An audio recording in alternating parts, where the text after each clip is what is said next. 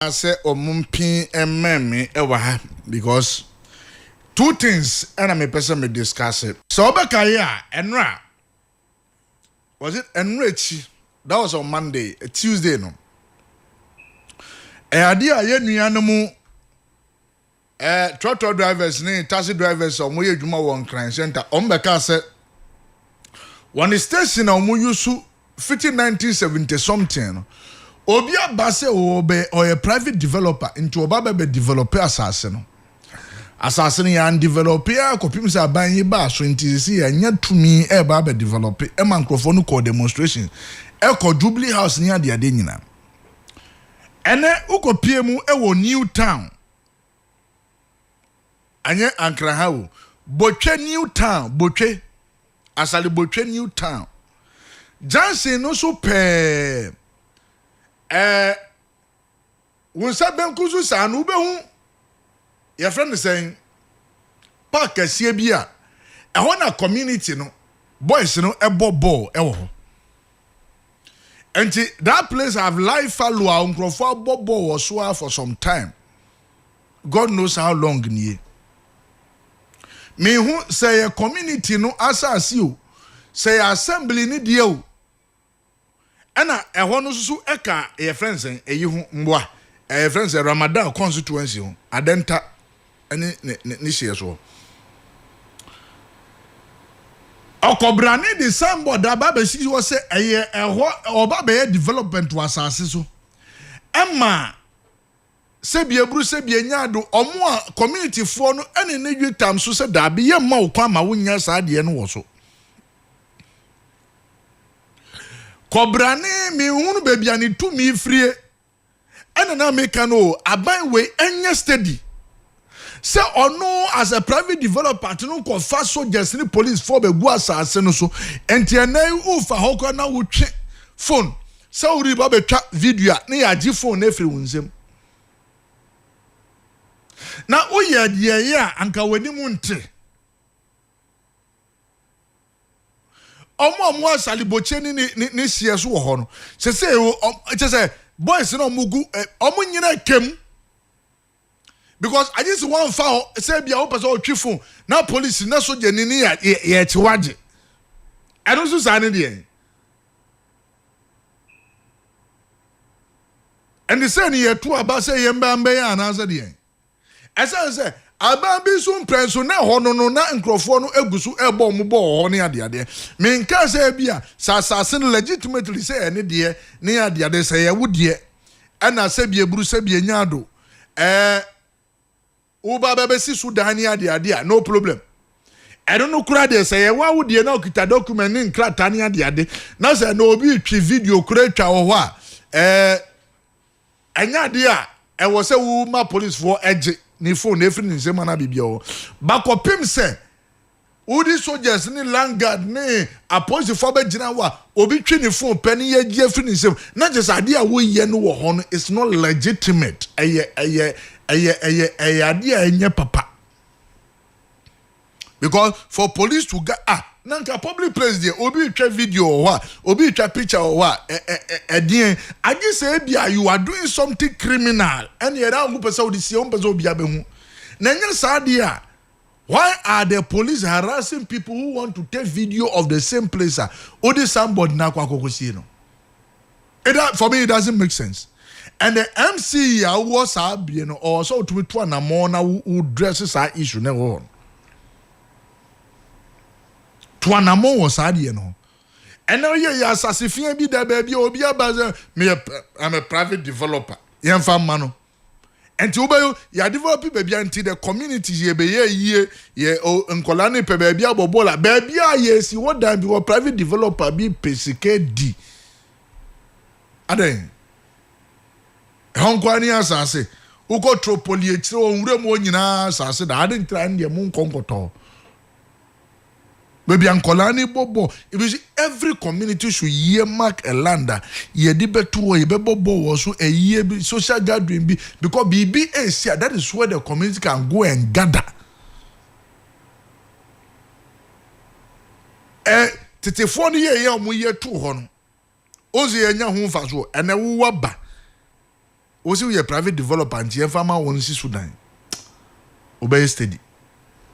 My baby ma second story no. My baby ma second story and no ye ma menomo. Ye ma menomo a ese mu nkoda ewo suku ahodo ni mu no. Nsem bi boba ye bedi hu nkomo. However, me pese me hunu say is that the reality on the ground sa ene tiana. But answer na no e wo se me kokona mkodi nkomo. NS adade e was here ni kodi nkomo na fe yenhwe a bit of update unse campaign no eguso ade a educhum de no next week pepepe na ekoso bet nipa wedi kan hwide di kan wakopa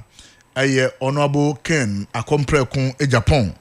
on de wetu swin okokora na yetumi ahwe san nkomo no suso na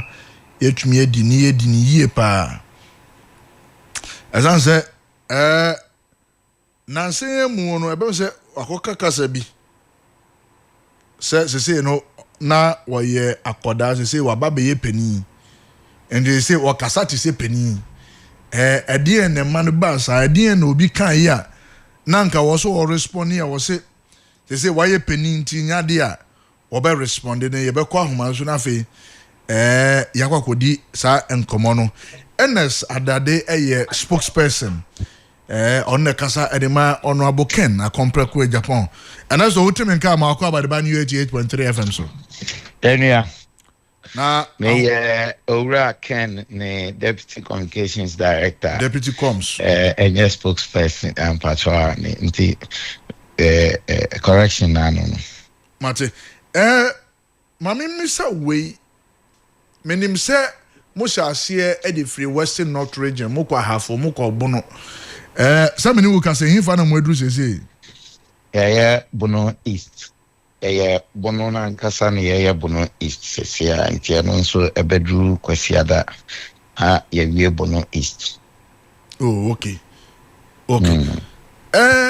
So far, Obekase Kosain. Oh, and yeah. Nyamia dum bibia ko kama de aka empaibo na wo hwe form de ene nipa fam de say wo hwe nipa na ho keka ene bibia utumi hu say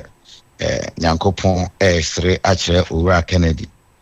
na no kura no na ye ne nipa ko bi di nkomo wo Kintampo area mu ho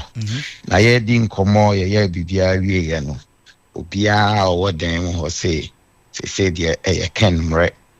na areas bi wo hono mu mpo a ye ni ankasa ye profile ya wo be kwa na wa adwene ye wo say baabi a ye ba be ko yi de quote and unquote enemy territory na so wo be kwa ko duru ho a ye be free hono mu a ye be di nkomo awie no na wa out mu say nipa na ho keka kosoro enti ye de aka say nyankopon ebe ede ninshira ebe pi de ye ne nipa fam no so na enu anu no the formula de aminia se wani ense o ka kire se uhwe Owura dem ho ba bia ye be ko bia no message no message ba ko pe ye mo obi ekutia ye ni obi atem ye ni obi emprehwe ho de ye kan ne se Owura Kennedy ono Grofosi on the sika de bia no ka sika sem ya ka akire wo say papa no ono ye wona syndrome pim ono a de bia o ka on kasa ya on kada de bia oboso so odun be bia ye wo ni nie be bia onyini ye nie otine amase ntino wanyini kakra nyankopon ato ne nsam a ono nyankopon to ne nsam nso no wamfa nkotena ma no ne sika nyina o de tigana ha obi enyuma wo Ghana ha ma nkrofo nso nya biye obi enyuma no wia ono ankasa nipa dasani eye ne mobonti mobrofo sese ya mene wo kasai nka sa cardio center ya omunsi no 37 yi ebe cost ni sika obi a anka sika no na di nanimu a any other na wanko si no private hospital na wanko si emma performa no nji wom sika but o si ache o man no say Ghana and for nyina ebenya so mfaso deɛ ɛtɔ so mmienu no ɔka kyerɛ nkurɔfoɔ kwan a wafa so a ɛmɔborɔfoɔ a ɔmotumi approach no ɔtumi boa wɔ ɔmo yɛn nuanom nkumaa bi koraa ɛkɔ kaa kata a ɔmo ho nsɛm baayɛ no ɔno ankasa tu ne bottom eyi ne bottom sika ɛde boaayɛ ɛkɔsrɛ nkurɔfoɔ ama ɔmo kɔyɛ donation ma Ministry of Foreign Affairs a ɔmo tumi de kɔɔyɛ ɔmo de kɔ boaayɛ nti sɛ obi hia mmoa na papa no wɔ bi a ɔma nipa no nti yɛkeka kyerɛ nkurɔfoɔ no yɛkyerɛkyerɛ wɔn sɛdeɛ nneɛma no si te a na anigye aba nkurɔfoɔ ɛbɛyɛ kɔɔ baabi ɛna maame bi sɔre yɛ dɔ se papa wei a ɔsɔre a na ɔkasa by heart ɛhɔ na sɛ wote sɛ owura Kennedy se ɔyɛ akwalaa no na ɔdwen te sɛ akwalaa anaa na ɔkasa te sɛ akwalaa wanyini no saa nsɛm no a nkurɔfoɔ de tia no bebree wɔ hɔ no mu a ɛyɛ 20 years ago 15 years ago 10 years ago nsɛm a ɛsisiiɛ na sɛ ɛnɛ wanyini n'anim ayɛ du akyɛn saa berɛ no a na ebi a na ɔyɛ aberanteɛ no ebi a obi wɔ hɔ no mu a na ɔyɛ aberanteɛ na ebi a n'ani yɛ den kakra nti no ɔyɛ kanawu na onyiniyɛ no wahu sɛ nneɛma bi wɔ hɔ no mu a sɛ wankasa ho koraa na woyɛ ho biribi a ɛyɛ na ɛkɔ akyire action often speaks louder than words nti no ɔno sesei no ɔnka obiara asɛm ɔne obiara atɛm ɔne obiara nya ntɔkwa deɛ ɛsɛ sɛ ɔyɛ no na wayɛ ɔhwɛ na Ghana ɔse obi kɔ maame bi ɛkɔ Kɔmfoanɔkye ɔkɔduru Kɔmfoanɔkye no yɛayɛ no ɔwɔ kokoram yare a ɛwɔ ɛmaa nufu mu yi bi a yɛtwa ne nufu no afiri hɔ ɛsɛ sɛ ɔkɔda afidie so maame sɛbi o ɛfɔm ɔden nsuo tɔ nso ɛfɔm ɔden nti sikasɛm ho ɔden ɔkɔduru hɔ no ɛyɛ time a ɔyɛ akwalaa na nka ɔbɛbisa sɛ na ɔman bɛn ne yɛwɔ mu yi a yɛntumi ɛntɔ mfidie yɛ sika bebrebe ɔhwɛeɛ no ɔno ankasa sɛ afidie no a maame no ɛkɔda so no watui aka na ɔtui aka wieɛ no ɔno ankasa nso de ne sika sɛ momfa nsiesie hɔ kakra adɔkitafoɔ a ɔmo wɔ hɔ a ɔmo hia nimdeɛ sɛ wohwɛ 37 cardio center yɛ asɛm yi a wobɛhu sɛ ɔka sɛ yɛnsi cardio center na ɔmo si doctors ne bi bɛhia some orientation kakra ɛyɛ sɛn yɛse ɛyɛ $77,000 ɔsɛ okay mɛma mo $100,000 mu deɛ momfa nkɔtete a doctorfoɔ no wɔmfa nkɔtete wɔ mo amegu private hospital ɔde ɔmo kɔgu 37 na ɔmo de ahwɛ Ghanafoɔ ɛnti no sɛ ɔno ankasa ne niyɛ ne ne nneɛma no asesa bebree firi bɛyɛ 10 years ago ni 15 years ago nsɛm a yɛde bɔ ne kɔ adum ɔsɛ sɛ manyini nti meyɛ me nneɛma foforɔ ɔbɛyɛ mampani a nimdeɛ no mu adɔ akyɛn kane no adɔyɛ no mu adɔ akyɛn kane no ɛne nneɛma bebree a ɔyɛ ɛde aboa nti nneɛma wei sɛ yɛne nkurɔfoɔ no di ho nkɔmmɔ na yɛka kyerɛ wɔn sɛ mo delegate foɔ time a yɛaban wɔ power na nkurɔfoɔ reefi yɛn no baako bi deɛ ɔsɔre a na ɔkasa ma mo yɛfrɛ no Kennedy Japan sese a no ɔnkɔnkɔpa obiara kyɛ obiom ɔnkɔnkɔsrɛ obiara sɛ kɔkae delegate foɔ fatumi no ma ɔno ankasa no ɔno ankasa a ɔakasa ako ntɔkwa ama mo saa no ɔno ankasa bɛkae wo na ɔno ankasa aboa wo nti nsɛm no a yɛde gu wɔn anim no ɛtɔ nipa som ɛna wɔn nim papa no nso sɛ ɔyɛ obi a free 1992 a yɛaka yɛayɛ politics yɛa no wonti sɛ yɛsi Kennedy Japan akɔbu Ghana man wagye Ghana man sikada nti ɔnyɛ corrupt ɔno ankasa nso a ɔnam hɔ no ɔnkɔnkɔbu obiara ɔgye adwuma na ɔbɛyɛ a ɔyɛ ne kama nti ɛyɛ nneɛma a ɛtɔ nkurɔfoɔ aso mu a yɛn nyinaa yɛnim sɛ ɛbɛba 31st January no sɛ election no bɛba so saa da no a ɛbɛduru hɔ nom no delegate foɔ no ɛbɛkae no na ɔmo ato aba ama no nti ɛkɔ yi Awurade adom nti saa video kro ya na wo ka sem sɛ ɔka sɛ ɛnkane no ya kɔda sɛ waba bɛdane pani ɔka to aso sɛ nkrɔfo watete sɛ nkrɔfo ɛka nsɛm bi na nka ɔmo fi sɛ anka obɛyia no na nka wasɛ ne campaign na nkrɔfo aka sɛ ɔno kwano no wɔsɛ kasa is it to say sɛ the opponent ne ɛka nsɛm bi a na nka ɔwɔ sɛ respond yana sɛ it is clear sɛ Kennedy a nanka omunim na nanka uka asem fa ne ho metimi ama ho mfa to ho a memo obi animtia but uhwe yenua abronye beduru baabi no na ese wate ono ni online TV na ese ni project Ura Kennedy say ye Ura Kennedy dana sebio anka udi na tem a obeba begi wa no pepe me ye sure me wogide pa se sansem na aba no eno na o ka ho asem no se ye nuanom ne bi wo ho no mo a omo adwene a no se Kennedy de ukoka na obe defending ni ho on twan ma obi mfiri baabi mbe defending no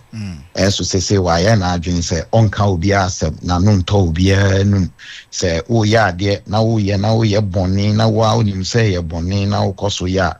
ma wo conscience ankasa ne wo nkasa na ono on focus on his campaign na se mo odinam eyetiawa de ono waye de obetumi aye any de delegate ne de ne ba obetumi aye ama delegate no eno anu no o se enwuma de menim ye eni se mabie adwuma into Africa's biggest steel factory no or ye wie ewo motorway ha ya obia ani tua Africa's biggest coal store no we wie ye ba bebia no ewo tema Newtown kwan so ho West Africa's biggest coal store na yo no Canada Japan na we bi tema fishing harbor ho iti onam yi no o ka kire nkrofo ne se niama me metumi aye se ankura nie na se odi oman ne tumi tai machi na wankasa nso wo tai machi a de metumi aye ye kitwa bi se me ankura metumi asi Africa's biggest companies ewo Ghana ha companies by me no miensa me ankasa na mabi ma hoodin ani nyankopon adom na metumi aya so wodi wutumi tai machi a saa tumi na wodi atai machi no meye de sombo a eso chensa amagana for enya so mfa so de nami akwan ni niama de betumi aya or the agriculture e kan asem o si Ghana asase na da ho yantam asase no ko sesi amene wo ka say waji 35,000 acres ewo Volta region or enabaku wa da area ho Sege area ho enunsu ya about 35,000 acres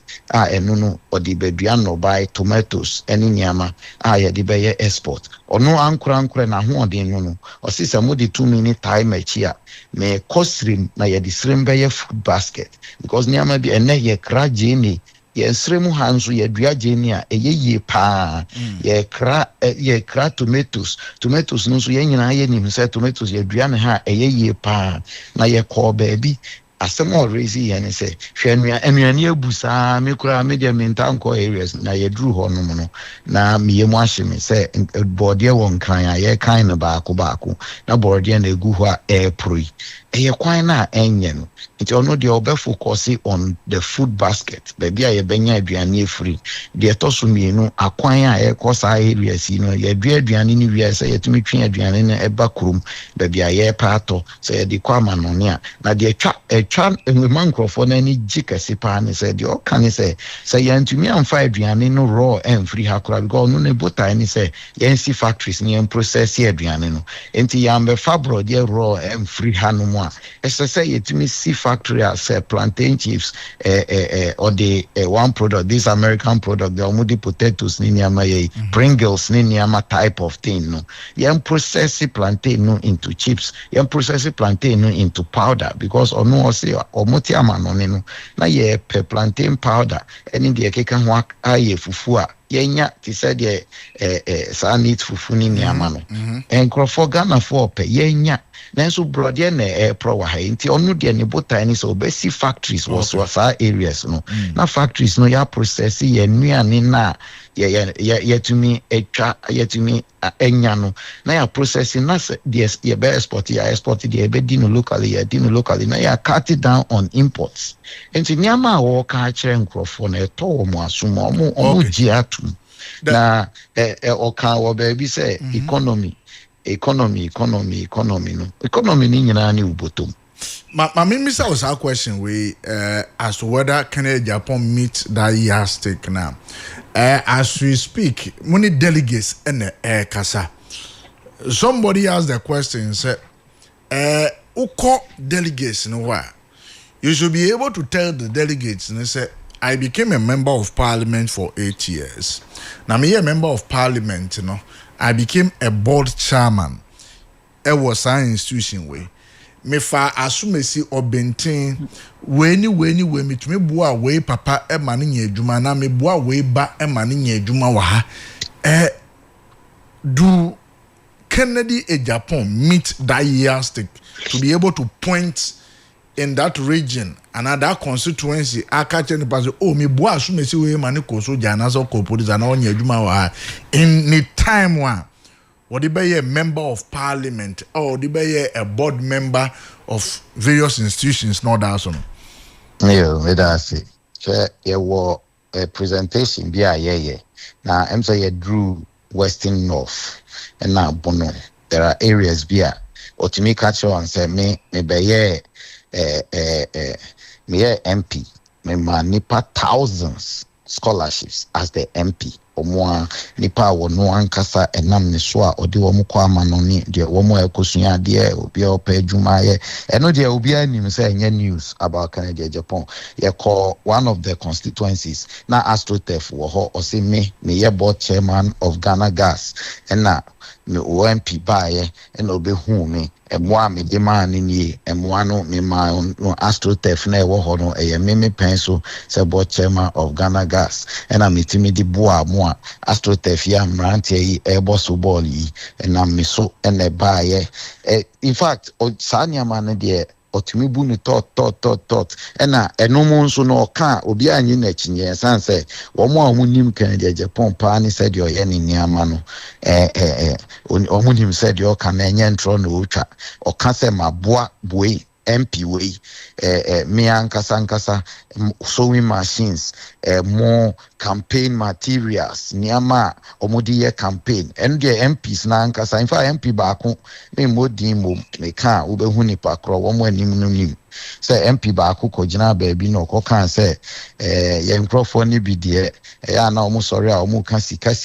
sem nko a nanso oye ndie ye hiafo edru baby na obi ko peja asasem no say yende ye hiafo nti ye hiafo party no ye na ye join and o say papa we ya ye kan asem yi sa papa we mi ankasa me Canada Japan AU village ma to dan ya che no sa asimasi ya o kan so no ye hiani onye hiani o dan wo London asa asimasi ya ye o kan so no de ye hiani onu sa asimasi no o dan wa ha ono sorry no be ka kire wo so no ye hiani na oko be in office kra make Canada Japan me to me bottom $50,000 e di say ni nsem e na odi akobie ono ankasa ne personal office because we lose power or lose MP no oko be office Miami man $50,000 e na odi koye ye onu mo no otumika but the entia on kansa ni on fasa ni man nka ni campaign hu ni say uko campaign yesi o Kennedy de oye o papa obeba abeka nanso sometimes no ya say ubeboa ubeyi uyemu aboa na nipa na uyi uyemu boa no se obeka se asimasi yankopon adom asimasi timi so masene sei no na wakogina baabi na se bio na obo wakutia na obu wanimtia na ebia ebimpo wo ho na odi watem no emprepi no na eya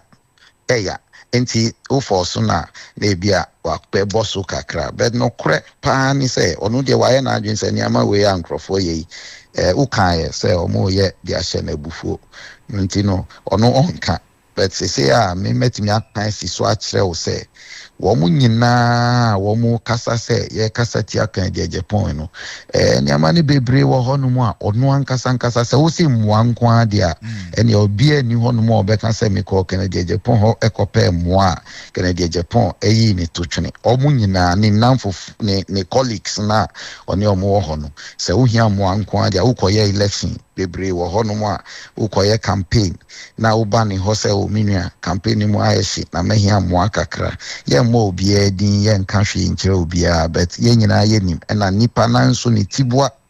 ebebu no for ebeka akire no se asimasi de otimi ye bo a menie MP sa omo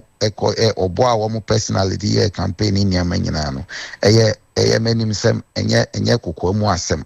enti ono de o se on fa sa ni ama na nka ni campaign ho de nanso they are into thousands mmoa deɛ waboa nipa bebree. And so campaign way there, that's not the focus. The focus is that Kennedy Japan obi a otumi yɛ adeɛ otumi yɛ na yɛ nam kurom am crofose sɛ di papa yi ba deɛ a ɔno deɛ MPP for mo asan aba power mo kɔfa ba ko bi ba deɛ a ɛne nam mo amu gyegyeregye ɛno deɛ everywhere we go kuro bia yɛ bɛkɔ so bia no saa asɛm no ni nam kurom nti yɛ mo nya mempa yɛ sɛ ɔbɛtɔ nsupa egu adwuma na yɛ no so ɛsan sɛ the ground is good deɛ here deɛ aka hunam famu deɛ no yɛ deɛ aka yɛ nyankopɔn enhyira ɛne anuanu mo mpaebɔ kɛkɛ yɛsrɛ mo mpaebɔ ɛne mo dɔ ɛne mo bibia na yɛ deɛ toa so nti deɛ aka no ɛna so ma me na wase na no pay me da wase nso bebree enti NS Adade deputy communication director at the marketing campaign team. No, speak to lawyer Raymond Bedema. He is a private legal practitioner. Counsel, if you can hear me, good morning and thanks for joining us on U88.3 FM. Good morning, Dajene. How are you doing? Well, I'm great. Trust you are also doing good. By God's grace, we are fine here. Will you indulge me the opportunity to say a very good morning to your cherished listeners? Listeners are grateful. Yeah, Counsel, please can you help us with a bit of education? We've seen a writ seeking a judicial review of what the Article 146 committee has done. Now, the suspended Chief Justice or the former Chief Justice, as we speak, is in court, and her issue is that she doesn't understand why she's been removed as a Chief Justice and the Justice of the Supreme Court in the reading of Article 23, Article 141, and Order 55 of CI 47. Can you give us a bit of education? Why is she hosted out as an administrative leader and then the Justice of the Supreme Court? Okay, I will take again the jurisdiction of the Supreme Court. One of the jurisdictions of the Supreme Court is the review jurisdiction. Yes. That seeks to actually quash a decision of an administrative body or